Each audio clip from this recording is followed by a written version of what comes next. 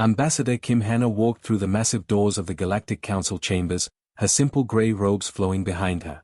The building stretched impossibly high above her head, with walls made of shimmering crystal that reflected light from a dozen different suns.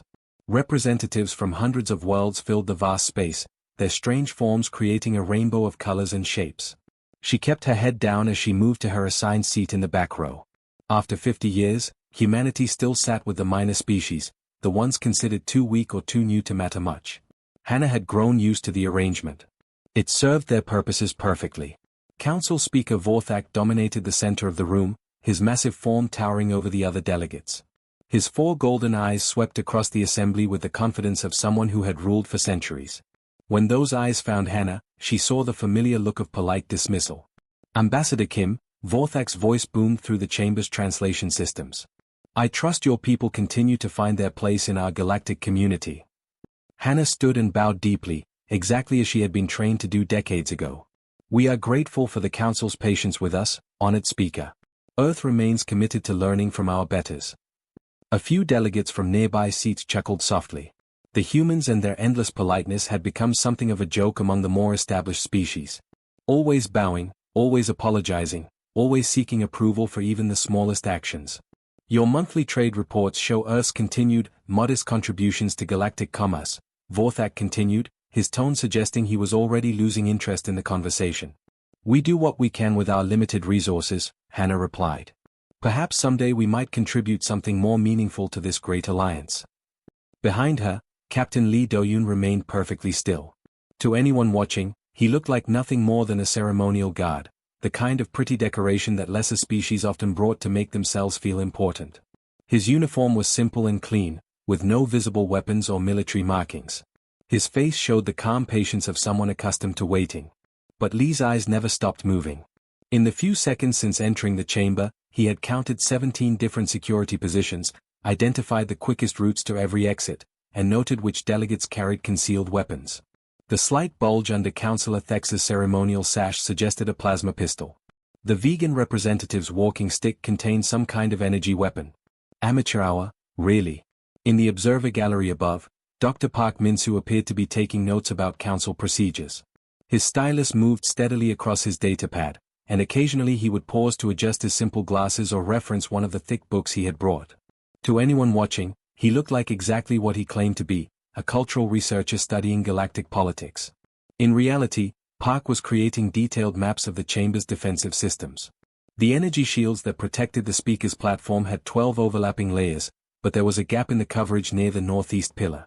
The automated defense turrets were well hidden, but their power signatures were easy to spot once you knew what to look for. The emergency lockdown system could be triggered from 6 different locations, though only 3 of those were properly guarded. Park made a small mark on his datapad. The council's security was impressive by galactic standards, but it had been designed to stop conventional threats.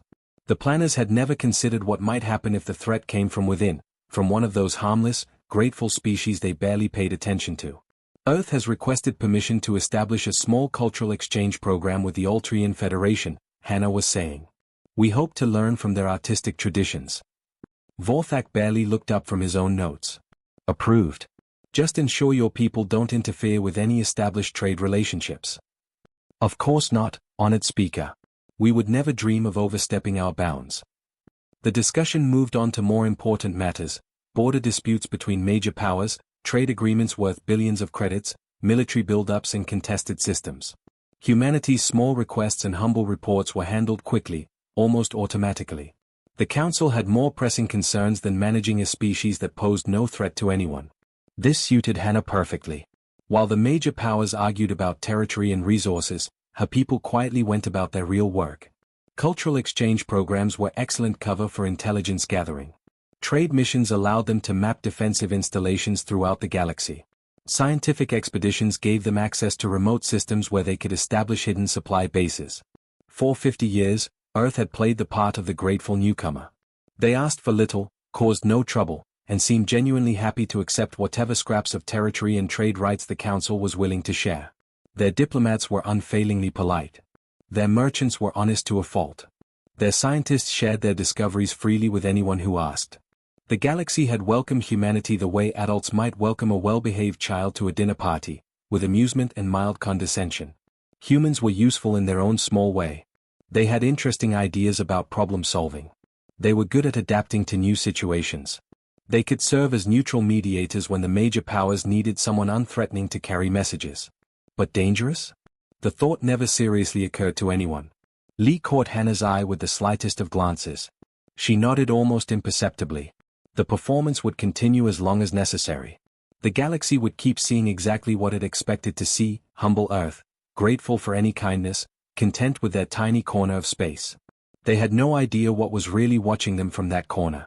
The emergency alarms had been ringing for 3 hours when Ambassador Kim Hannah arrived at the council chambers. The usual formal ceremony was forgotten as delegates rushed through the corridors, their faces tight with worry. Some spoke in hushed whispers about rumors of destroyed worlds. Others simply stared at their communication devices, waiting for news that might never come. Hannah moved through the chaos with her usual calm dignity. Her simple robes and quiet manner made her nearly invisible among the brightly dressed representatives of more powerful species. She took her seat in the back section reserved for minor worlds, folding her hands in her lap as she waited for the session to begin. The massive holographic display that dominated the center of the chamber flickered to life, showing images that made several delegates gasp in horror. Burning cities stretched across alien landscapes. Massive craters scarred the surface of once beautiful worlds. In space above the devastation, twisted metal debris drifted where orbital stations had once housed millions of beings. Council Speaker Vorthak's 4 golden eyes were grim as he addressed the assembly. His voice carried none of its usual commanding confidence. Fellow beings of the galaxy, we face a crisis unlike any we have seen in 3 centuries. The Kithara Empire has begun a campaign of total destruction against the Altrian Federation. The display shifted to show tactical readouts and fleet positions. Red markers indicated Kithara battle groups moving through space like a plague. Behind them lay only empty systems, worlds that had been cracked open and left as lifeless rocks floating in the void. 3 worlds have been destroyed in 2 days, Vorthak continued. The Kithara are using weapons we thought were only theoretical. Their planet crackers leave no survivors, no refugees, no hope of rebuilding. Entire civilizations are being wiped from existence. Councillor Thex, whose blue skin had turned pale with shock, stood to address the chamber. The Altrian Federation's defense fleets have been completely overwhelmed. Their most advanced warships cannot even scratch the hulls of Kithara vessels. It is not a war, it is an extermination. Hannah listened to the discussions that followed with careful attention. The major powers were already calculating how this conflict might affect their own interests. The Vorthan Empire worried about trade routes. The Centauri Alliance debated whether to reinforce their border defenses. The Hegemony of Worlds discussed the possibility of negotiating separate peace treaties with the Kithara. None of them talked about actually helping the Altarians. Behind Hannah, General One Jamin sat quietly in the chair reserved for cultural attachés and minor diplomatic staff.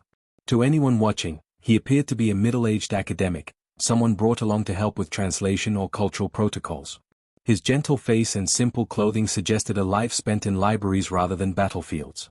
But one's mind was working through calculations that would have impressed the galaxy's finest military strategists. The Kithara fleet movements followed predictable patterns. Their planet-cracking weapons required specific positioning and charging times. Their ships were powerful but not particularly fast or maneuverable. Most importantly, they seemed to rely entirely on brute force rather than tactical flexibility. Amateur mistakes, one thought to himself. The Kithara had become so used to overwhelming weaker opponents that they had never learned to adapt their strategies. Against a properly trained force, they would be vulnerable in dozens of ways. The holographic display updated with new information that sent a wave of despair through the chamber. The Kithara fleet is now moving toward Altaria Prime, announced Councillor Thex. Our intelligence suggests they will reach the system within 4 standard days. 1 billion civilians have nowhere to flee. Several delegates began arguing about evacuation possibilities, but the mathematics were simple and cruel.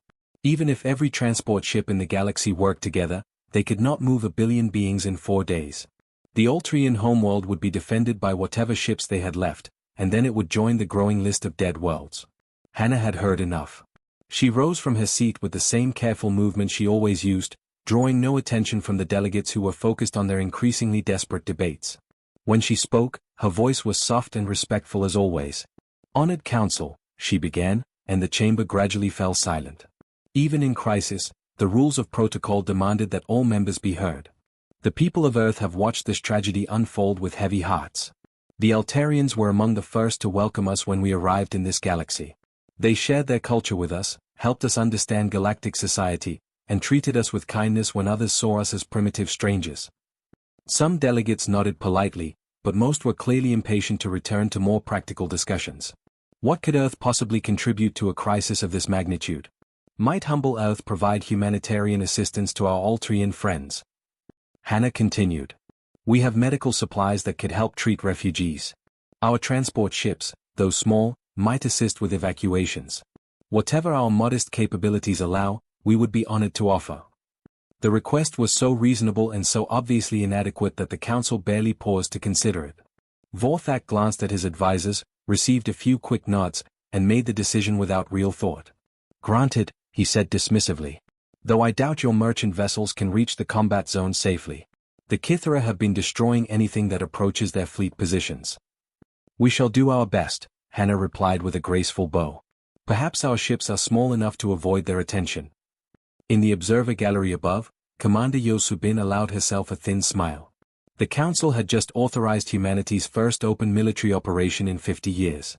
The first reports arrived on Tuesday morning, delivered by a badly damaged Kithra scout ship that had somehow escaped whatever destroyed its fleet. The transmission was broken and filled with static, but the terror in the alien voice was unmistakable. Battle Group 7, gone, impossible weapons, ships that aren't there, request immediate reinforcement. Council Speaker Vorthak stared at the message with 4 eyes that showed deep confusion. Battle Group 7 had contained 200 of the Kithra Empire's most advanced warships. Each vessel was large enough to crack a planet and heavily armored enough to survive direct hits from orbital defense platforms. How could such a force simply vanish? The Council's intelligence officers worked through the night, trying to make sense of the scattered reports. The few survivors all told the same impossible story. Enemy ships had appeared from nowhere, fired weapons that seemed to bend space itself, and disappeared before the Kithra could return fire.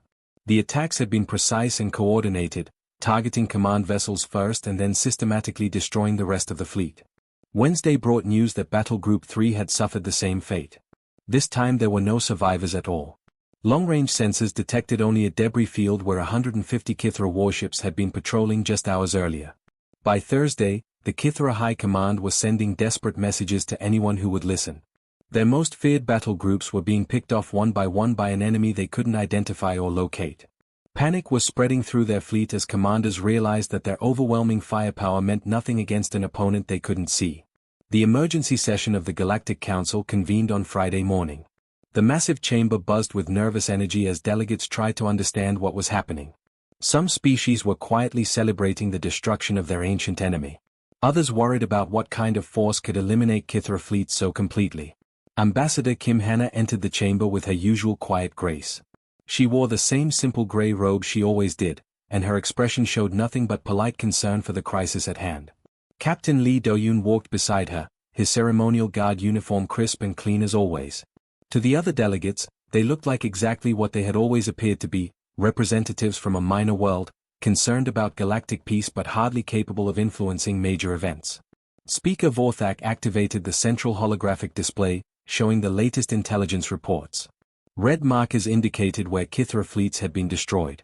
The pattern was clear and methodical. Someone was hunting the galaxy's most feared military force with surgical precision. In 3 days, we have lost contact with 7 Kithra battle groups, Vorthak announced. Over 800 warships have been destroyed by an unknown enemy. The few survivors describe impossible attack patterns and weapons technology unlike anything in our databases. He played the most recent transmission from the Kithra High Command. The voice was that of Admiral Korax, one of their most decorated military leaders, and it shook with barely controlled fear. Unknown vessels using impossible attack patterns. They strike from nowhere and vanish like ghosts. Our sensors cannot track them. Our weapons cannot touch them. Request immediate council intervention before our entire fleet is destroyed. The chamber erupted in worried discussions. Several delegates demanded to know if any council member species possessed such advanced technology. Others suggested this might be an invasion from outside the galaxy entirely. Councillor Thek stood to address the assembly, his blue skin pale with worry.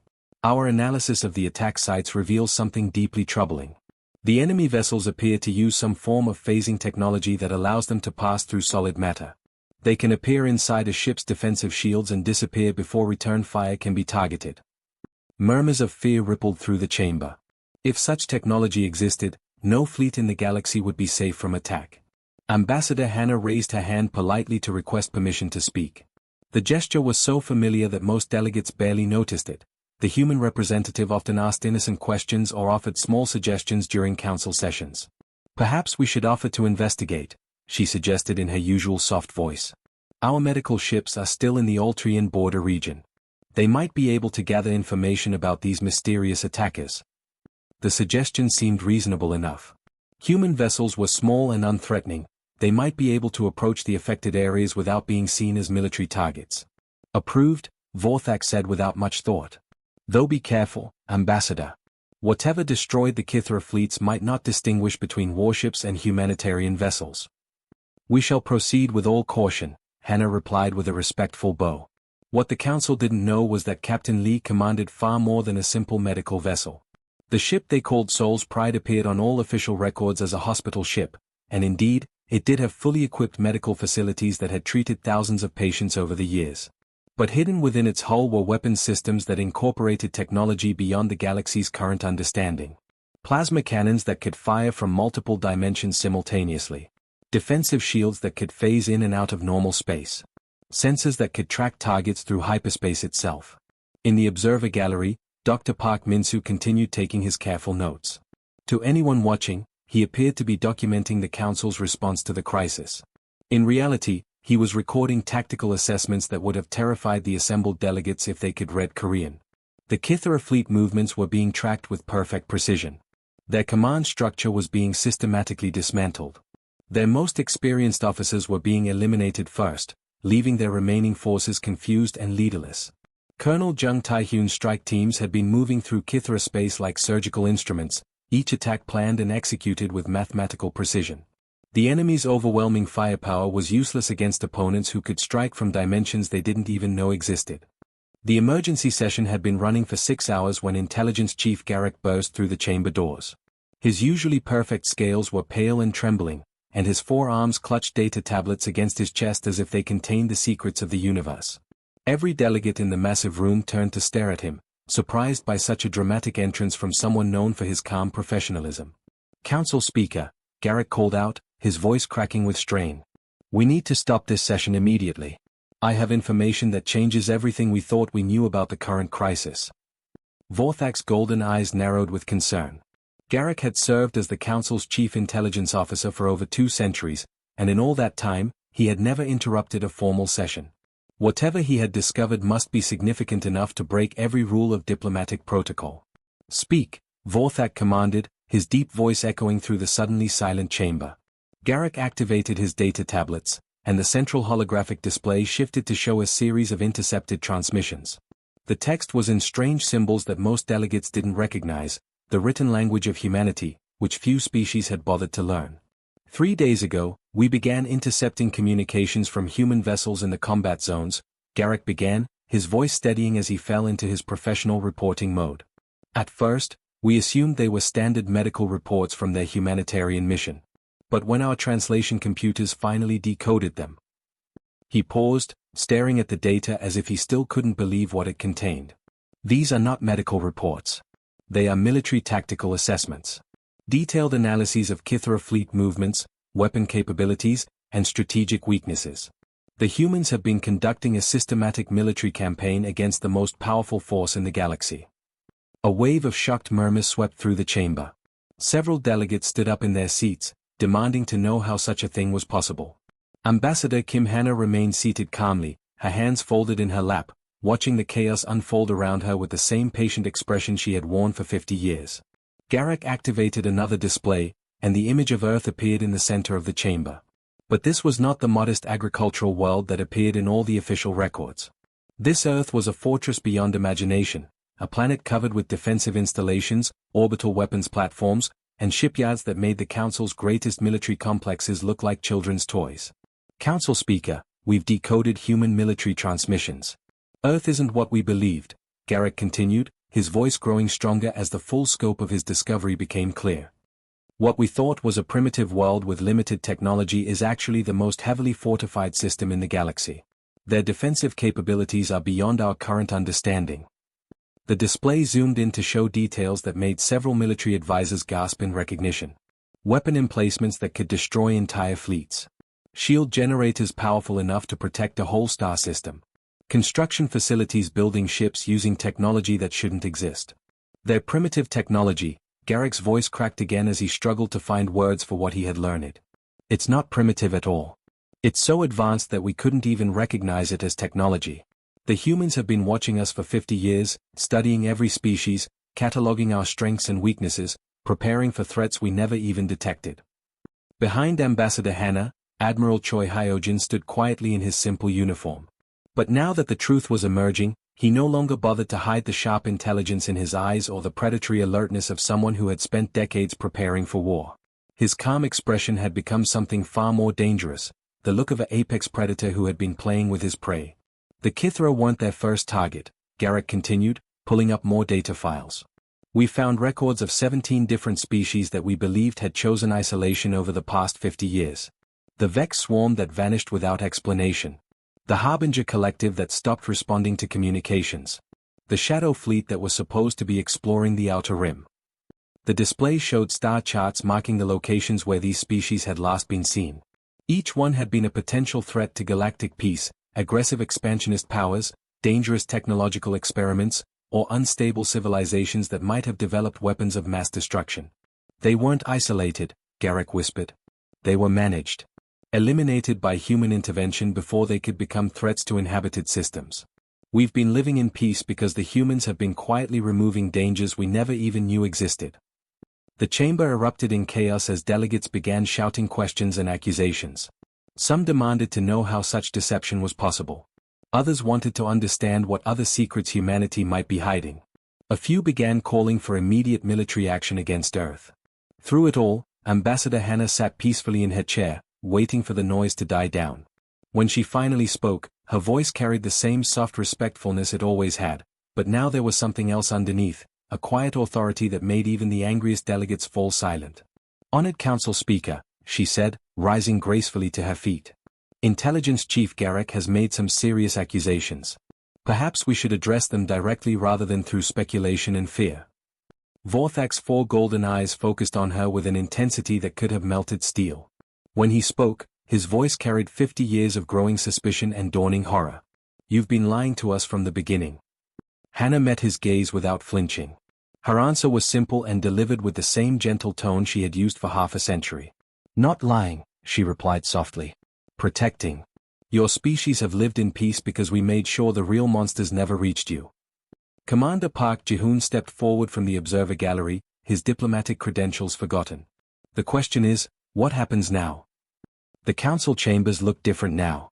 Gone were the elaborate ceremonial decorations and the towering seats that had once emphasized the hierarchy between major and minor species. The new arrangement was simpler, more practical, with all delegates seated at the same level around a circular table that encouraged discussion rather than domination.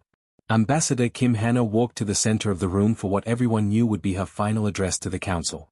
6 months had passed since the revelation that changed everything, and the galaxy was still adapting to its new reality. She wore the same simple gray robe she had always favored, but something fundamental had changed in how she carried herself. The humble posture was gone, replaced by the quiet confidence of someone who no longer needed to hide her true capabilities.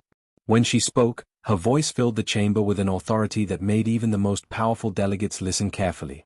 Honorable beings, she began, looking around the circle to meet the eyes of representatives from hundreds of worlds. 6 months ago, this council learned truths that shook the foundations of everything we thought we understood about galactic politics. Today, I stand before you to speak openly about humanity's role in shaping the future we will all share. The changes were visible everywhere she looked.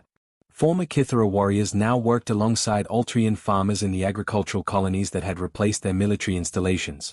The planet-cracking weapons that had terrorized the galaxy were gone, dismantled by human engineers who understood the principles of destruction far better than their original creators ever had. General Won Jaemin stood at attention beside her, his peaceful academic disguise finally abandoned. The simple robes had been replaced by a military uniform that bore the insignia of ranks and decorations that most council members couldn't even pronounce. Throughout the chamber, other humans had undergone similar transformations.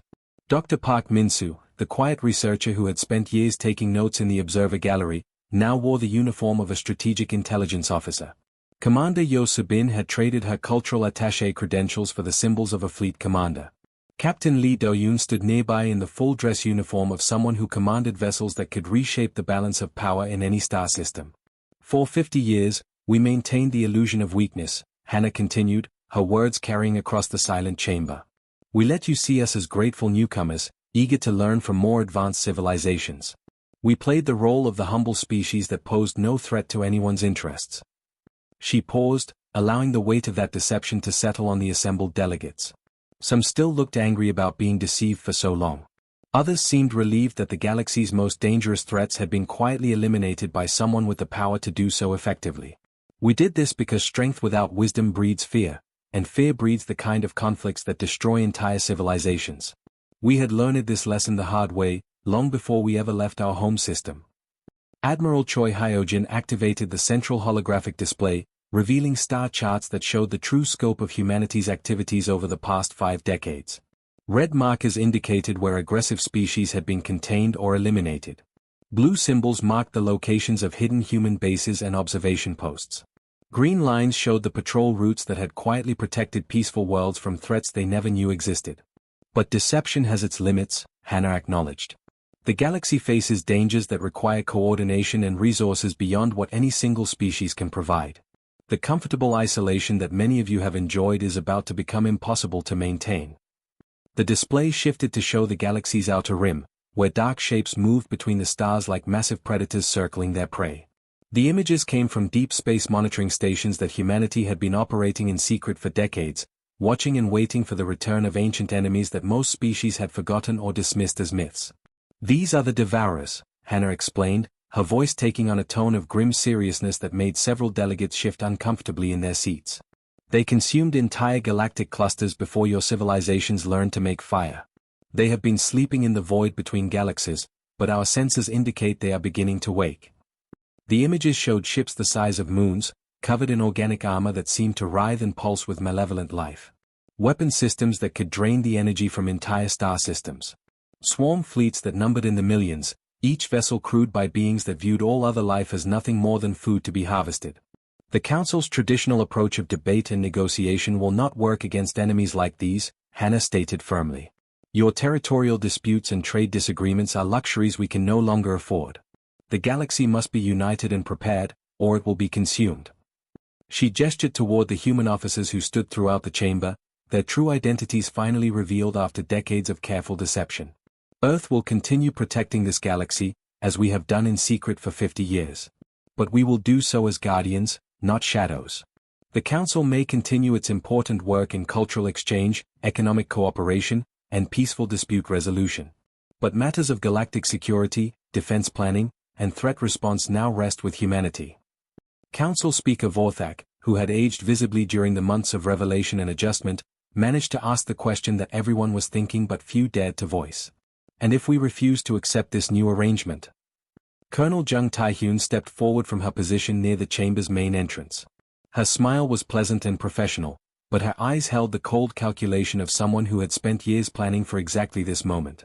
Speaker, with all due respect, she said in a voice that carried no warmth despite its polite tone, that was never actually an option.